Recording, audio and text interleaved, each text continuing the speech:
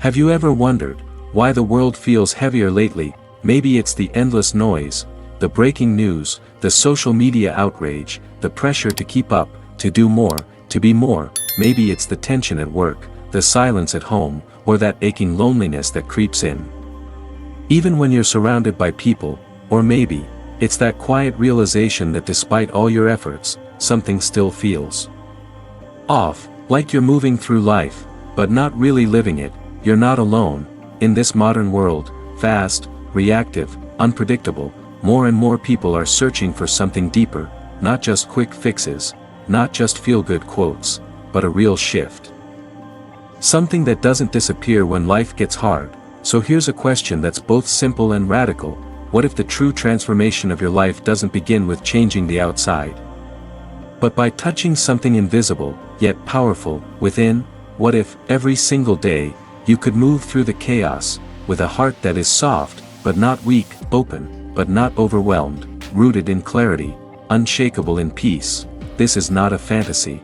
This is the lived wisdom of millions who have walked the path before us. And in Buddhism, that path begins with two timeless powers: compassion, the fierce, tender courage to wish freedom from suffering for all beings, and equanimity, the calm, steady center that neither clings to pleasure nor resists pain. These two qualities aren't just noble ideas, they are living forces. They are inner muscles that can be trained. They are the secret to a mind that stays open in the middle of storms, and a heart that still dares to love, even when the world doesn't make it easy. In this journey, we'll go deep. We won't just define compassion and equanimity, we'll live them, in stories, in daily practice. In the raw beauty of our imperfections, we'll explore how these ancient truths become radically modern tools, how they help us face conflict without collapse, love without losing ourselves, and serve without burning out. This is not about escaping life, it's about stepping into it with presence. So take a breath, a real one, let it ground you. Let it soften your shoulders. Let it remind you that you're alive, and that in this very moment, something sacred is possible. Let's begin. Now, what is true compassion, and why has it been misunderstood for so long? Let's explore. Compassion, it's a word we've heard 1,000 times. It sounds soft, sweet, gentle, but true compassion is not always soft. Sometimes, it burns like fire. We often think compassion means being nice, being agreeable, being someone who never says no, but Buddhism teaches us something far deeper, and far more powerful. True compassion is not pity. It's not about feeling sorry for someone, it's about feeling with them, seeing their suffering as your own, and responding, not from obligation, but from understanding. In Pali, the ancient language of the Buddha, the word for compassion is karu. And karu isn't sentimental, it doesn't flow from a place of ego, look how kind I am. It flows from insight, that all beings suffer, that suffering is not a flaw, but a part of this human experience, and that, in the deepest sense, there is no separate self. Imagine someone drowning, you don't yell from the shore, I feel bad for you. You dive in, or throw a rope, you act. That's compassion. But here's the paradox: compassion without wisdom can harm. It can lead to burnout, to enabling others, to sacrificing ourselves until there's nothing left. Have you ever loved someone so much it hurt? You gave them everything, your time, your energy, your heart, but they didn't change, or worse, they used your kindness against you. That wasn't compassion. That was attachment wearing a mask. Compassion, in its purest form, has boundaries. It knows when to hold, and when to let go. It's not about fixing people, it's about walking beside them, with presence, not control. Take, for example, the story of the Buddhist nun Pema Chodron. She once said, compassion is not a relationship between the healer and the wounded. It's a relationship between equals. She tells the story of when she realized that offering compassion didn't mean taking on others' pain, it meant holding space, listening deeply, caring fiercely, but without losing herself. And the Buddha himself, the embodiment of compassion, never forced anyone to change. He simply offered the path, then stepped back, free of clinging, free of judgment. There's another story, quiet, powerful, of a mother whose son was murdered. In court, she looked at the killer and said, "You took my son. And I hated you for it. But hate only deepened my pain. I don't forgive what you did. But I choose to see you as a human being. So I can be free." That is compassion with wisdom. It doesn't excuse, but it doesn't cling to hatred either, because hatred chains us to the past. Compassion liberates. You see, real compassion is not something we do. It's something we become. Through practice, through presence, through daring to keep our hearts open in a world that constantly tells us to shut down. And the beauty of compassion is, it's never too late to begin. Right now, in this very moment, you can breathe in the pain of the world, and breathe out a silent prayer. May all beings be free from suffering. May all beings feel loved, and safe, and whole. You don't need to be a monk, you don't need to be perfect, you just need to be willing, to feel, to see, to respond. But what happens when you do feel, and the world doesn't change? What happens when your heart is wide open, but life keeps shaking you? Then it's time for the second wing of the bird. Equanimity. So now, let's take a deeper breath. Imagine standing at the edge of the ocean. The waves crash around you, sometimes gently, sometimes violently. You can't control the sea, but you can learn to stand still. That is equanimity. And in Buddhism, it's not indifference, it's not becoming cold or numb, it's the opposite. Equanimity is the courage to care without being consumed, to love without clinging, to witness joy and sorrow, success and failure, praise and blame, and remain centered. The Buddha called it upekkha, a balanced mind, not passive, not emotionless, but rooted, steady, awake. We often mistake emotional reaction for emotional strength, but yelling in anger doesn't make us powerful. Crying in despair doesn't make us wise, and chasing every high and fearing every low only keeps us spinning in circles. Equanimity is the deep knowing that this too shall pass. It sees the impermanence in all things, this moment, this pain, this pleasure, all of it, changing.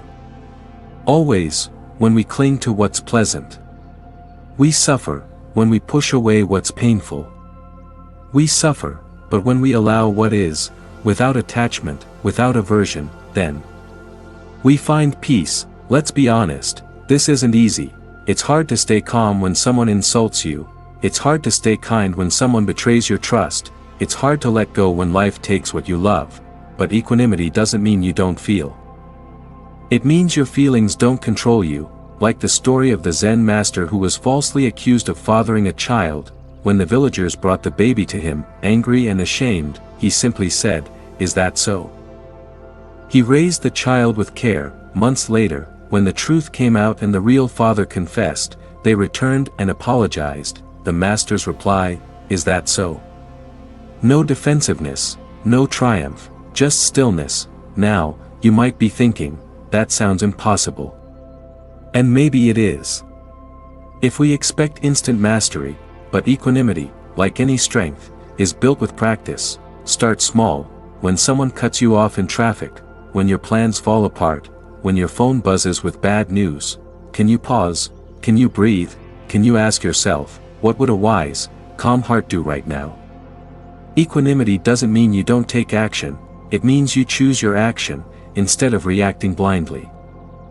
And the more you train this, the more unshakable you become, not invincible, not perfect, but free, because when the storms of life come, and they will, you no longer get tossed around like a leaf in the wind, you become the tree, rooted, still, alive. And from this place of calm, a new kind of strength emerges, the strength to respond, not react, the strength to hold suffering, yours and others, without drowning in it, the strength to love, even when it hurts. Compassion needs equanimity, and equanimity needs compassion. They are not opposites, they are partners, like the wings of a great bird, only together can we truly fly. But what happens when we try to live this way?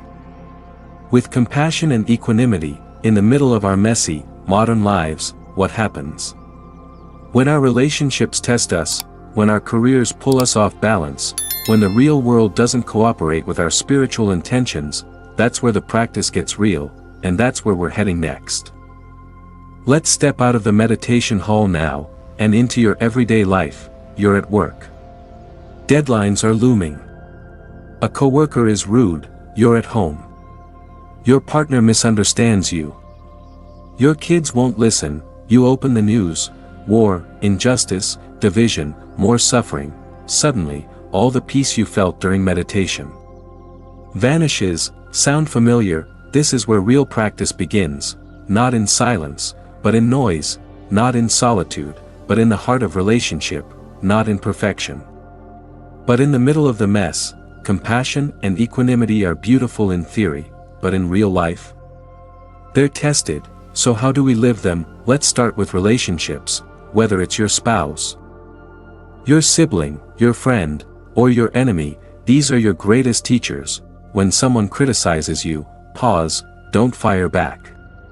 Don't shut down, just breathe, ask, what pain might they be carrying right now? Can I respond without losing myself? That's compassion, not weakness, but deep understanding. But remember, compassion without boundaries is not wisdom. Equanimity reminds us that we cannot fix everyone. We can offer love, but we must release attachment to the outcome. That's the balance. Love deeply, but don't cling. Help fully, but don't control. Care, but stay free. Now, what about work? You're in a high-pressure environment. Your boss yells. Clients demand, colleagues gossip. Expectations crush. Here, equanimity becomes your armor. It doesn't mean you become passive. It means you stop letting other people's chaos dictate your peace. You still do your job, with integrity. You still show up, with presence. But inside, you're not tossed by every storm. Imagine responding to stress not with panic, but with poise. Imagine being the calm eye in the hurricane. That's not fantasy, that's practice. Compassion at work isn't just being nice, it's being human. It's treating people, even the difficult ones, as whole beings, not objects to tolerate or obstacles to overcome. Try this. Before your next meeting, pause for 30 seconds, silently say to yourself, may I listen with openness? May I speak with kindness? May I act with clarity? It changes everything. And finally, let's talk about conflict. Conflict is part of life. Disagreement, disappointment, injustice, we all face them. But how we meet conflict defines our spiritual maturity. Will you escalate? Will you shrink away? Or will you stay present, clear, kind, and strong? The Buddha once said, hatred is never ended by hatred. It is ended by love. Not sentimental love, not passive love, but fierce, courageous love, the kind that sees clearly and refuses to add more fire. When someone hurts you, the ego says, strike back. Make them feel it. But compassion says, I will not carry this poison in my heart. And equanimity says, I can hold this pain, but I don't have to become it. Real life is messy. People disappoint you. You disappoint yourself. Plans fall through. Emotions flare. The world doesn't wait for your calm, but this is where the path matters most. When you can stay rooted in compassion, even when you're tired, when you can stay balanced in equanimity, even when you're afraid. You are living the teachings, not just reciting them, and slowly, you begin to change, and the world around you begins to feel it, because how you show up, with presence, with love, with steadiness, becomes a silent teaching to everyone you meet. This is where the practice becomes real, and this is where the transformation begins. But before you rush off to fix your whole life, let's take a deeper breath. There's one more shift we need to explore, a quiet revolution that happens within, not what you do, but how you see. Pause for a moment, feel your breath, just this breath, here, now. Can you feel it? That's not just a breath, that's the beginning of freedom. We often think transformation comes from doing more, knowing more, fixing more. But what if true transformation begins when we stop reacting and start being? This is the inner shift. Let me explain. Most of us live like this. Someone says something rude, we get angry, plans change, we panic, we see a post online, and suddenly we feel not enough, it's almost automatic, stimulus reaction, trigger emotion explosion, we become puppets, pulled by invisible strings, anger, fear, envy, pride. But Buddhism offers a radical truth. You are not your thoughts. You are not your emotions. You are not your reactions. You are the one who sees them, and in that seeing, there is freedom. This is where presence enters. Presence is the gap, the sacred pause between what happens, and how you choose to meet it. Presence says, I don't have to lash out. I don't have to collapse. I can choose. With wisdom. It's subtle, it's quiet, but it is the most powerful shift in your entire spiritual path. So how do we train this presence? Not through force, but through gentle awareness, moment by moment. Breath by breath, you walk into a room, pause, you feel tension in your chest, pause, you're about to argue, pause, in the pause, breathe, feel the body, acknowledge the emotion, but don't let it take the wheel. This is not suppression, this is liberation. Presence does not mean becoming passive or numb, it means becoming awake. It's the strength to feel fully, without drowning, to care deeply, without clinging, to speak clearly, without attacking. Imagine your mind like a lake. When you're reactive, it's stormy, muddy, you can't see anything.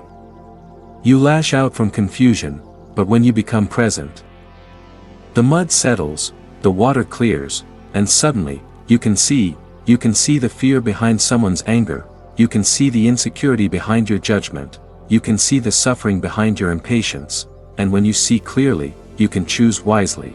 This is what the Buddha meant when he spoke of right mindfulness, not just being aware of your breath, but being aware of your inner world, without clinging, without aversion. Can you be angry, and stay present? Can you be sad, and stay open? Can you be joyful, without trying to possess it? If you can, you are no longer just reacting to life, you are living it. This is not easy, but every time you catch yourself, every time you pause, every time you breathe, every time you see clearly instead of reacting blindly, you are rewiring your karma, you are dissolving the chains of habit, you are returning to your true nature, because at your core, you are not chaos, you are not confusion, you are not your wounds, you are awareness. You are stillness, you are compassion itself. That's the inner revolution, that's the silent turning of the tide, and from that place, your outer life begins to change, too, because people feel it, when you no longer meet the world with reactivity, but with presence. The world around you starts to soften, too. Now, let's take this shift one step further. What if every act, every word, every breath, became a sacred offering? What if presence was not just something you practice, but something you embody? That's where we're going next. What if I told you that every single moment of your life, your morning coffee, your commute to work, the dishes you wash, the emails you send, could be a moment of devotion? Does that sound impossible? It isn't. In fact, it's the essence of Buddhist practice, turning the ordinary into the sacred. You see, too often we think of spirituality as something we do in isolated moments, a morning meditation, a temple visit, a moment of mindfulness before sleep. But what if the whole day was sacred? What if you didn't need to escape your life to find peace, but found peace in the middle of it? This is the shift. Daily devotion doesn't happen on a mountaintop, it happens in the kitchen. It happens in your car, it happens with your family, it happens in the middle of conflict, in the middle of noise. It's here, in the rush of life, that your true practice begins, not when the world is calm, but when it's storming. Take a moment. Think of something you do every day. It could be making breakfast, talking to your child, sending a message. Now, can you do it with intention? Can you do it with awareness? That's devotion. When you wash dishes, can you feel the warmth of the water, the smoothness of the plate? When you drink your tea, can you be in that sip, instead of rushing to the next task? When you talk to someone, can you really listen, instead of waiting for your turn to speak? This is the essence of right action, not grand gestures, not perfect postures, but humble moments of presence, each one, a chance to bring mindfulness into action. But here's the secret, you don't have to force it, you don't have to make every moment perfect. The beauty of daily devotion is that it is imperfect, it is messy, It is human. It is an ongoing practice, not a destination. You might forget to be present. You might lose your temper. You might rush through a meal without appreciating it. That's okay. The key is to return to the present moment, again and again. The great Zen master Thich Nhat Hanh once said, "When you wash the dishes, wash the dishes."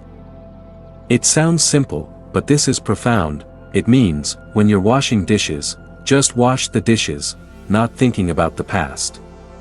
Not worrying about the future, but right here, right now, washing the dishes with full awareness. This is where mindfulness transforms from a concept into an experience. This is where it ceases to be something you do, and becomes something you are. You are the presence in the room. You are the peace amidst the chaos, even in the most mundane task. You are living your truth. You are practicing compassion, when you do something with care. You are practicing equanimity, when you accept the moment just as it is, without resistance. Think of a difficult moment in your day. Maybe it's a stressful meeting or a frustrating conversation. Instead of reacting with irritation, pause, take a breath. Remember that this moment, too, can be an act of devotion. You don't need to change the world in that instant. You just need to meet it with presence. This is how we turn ordinary life into sacred practice. Buddhism teaches us that enlightenment is not far away. It is not some distant place you have to reach. It is the life you are living right now. It is the person you are becoming, moment by moment. So, when you find yourself in a rush, or when you're feeling overwhelmed, remember, you are not away from your practice. You are in the middle of it. Right here. Right now. Now, let's take this even deeper. What if every action you take, every word you speak, could become a mirror of your highest self? That's where we're going next. We'll explore how to use every moment, every relationship, to deepen your connection with the sacred, and step into your most authentic self. We've come a long way, haven't we, from learning to pause and feel our breath, to shifting our reactions, to transforming our everyday tasks into sacred practices. But there's one more thing I want to leave you with, the final awakening.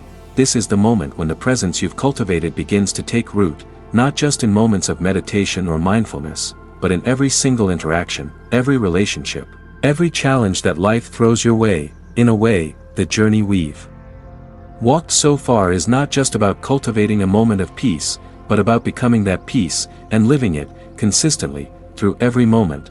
This is where the true magic lies. The key is consistency.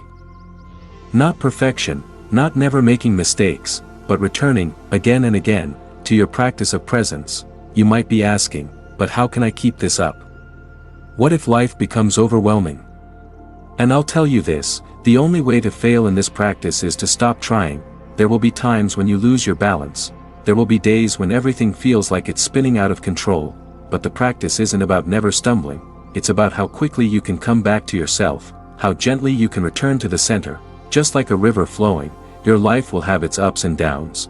But each moment, each breath, is a chance to come home to stillness.